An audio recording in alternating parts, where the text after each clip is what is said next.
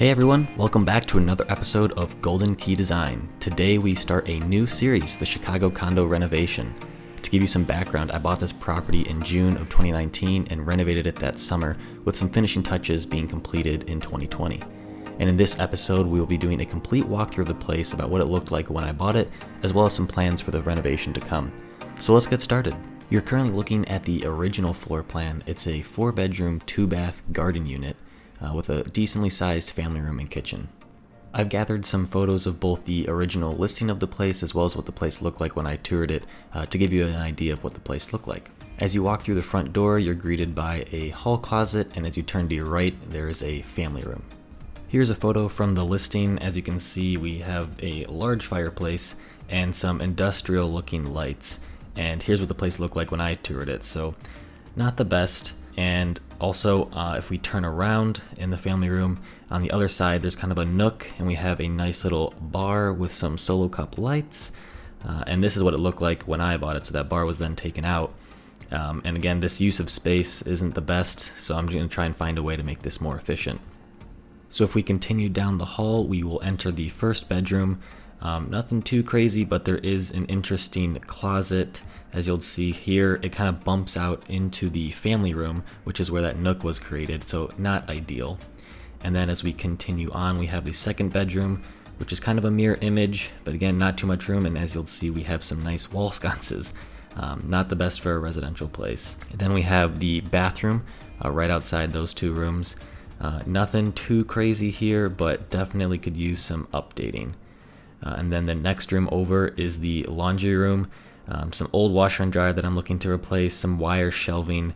It's good use of space for the most part, but could definitely look a little bit better and a little bit cleaner as well. And then as we continue down the hall, we enter the kitchen, which is actually fairly big. However, it's broken up between the U-shaped kitchen and then a dining room area.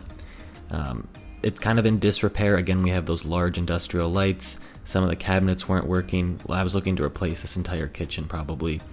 And then if we're looking from the kitchen back toward the bedroom 2 wall, we'll see that there's a large bump out, which is actually the closet for bedroom 2, which is where that shed aquarium poster is.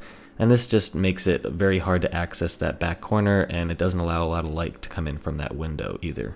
Continuing down the hall, there is a hall closet on the right for some extra storage, and then we have the third bedroom. Again, similar size of bedrooms 1 and 2, but we have an interesting closet once again. And this is a very small closet and actually bumps out into the 4th bedroom, as you'll see. So here's the 4th bedroom. It actually has its own closet with a door, the only one of all 4 bedrooms. It's actually quite large, and there's a few different orientations you can put your bed in. But as you see here, that wall where the Spartan flag is a bump out. That is the bed, or that is the closet for bedroom 3. So you can't really push your bed back. It doesn't look that great. It's hard to tell in the photos, but this room has a lot of space. And then next to these 2 bedrooms is the second bathroom. Not amazing, similar to the first. It could definitely use some updating. So that completes the full tour. We'll look back at the full floor plan now. Okay, so now let's discuss the plans for the renovation. As you can see, there's a large bump out here for the closet in bedroom 1, an even larger bump out in bedroom 2 for its closet, and then another smaller bump out for bedroom 3 for its closet. The reason for all these bump outs is because this place actually used to be a dentist office before it was converted to residential use, and the previous owner had to add these closets in order for them to be classified as bedrooms, but he did so in probably not the most efficient way. So my plans for the renovation was not to move too many walls, but fix all these closets and make the rooms a little bit more cohesive. So let's start in the family room. I wanted to get rid of this nook here, as well as including this closet and formulating a new closet for bedroom 1. So I first took out that wall, and I was debating on whether to keep this hall closet here, but I thought as you come in through the front door, you don't want to be staring right into a wall. So I took that out as well, but left this structure in place. I then added a new wall here, which expanded bedroom 1 to be a lot larger so I could fit a new closet in there, as well as I added in a hall closet here. Since I took it away from this space, there's still enough storage. So now I'd like to take out the closet in bedroom 2, but again, now there's no closet here, so I need a closet for both of these bedrooms, and I thought the easiest way to do that would just be to add one in between. So I added a wall.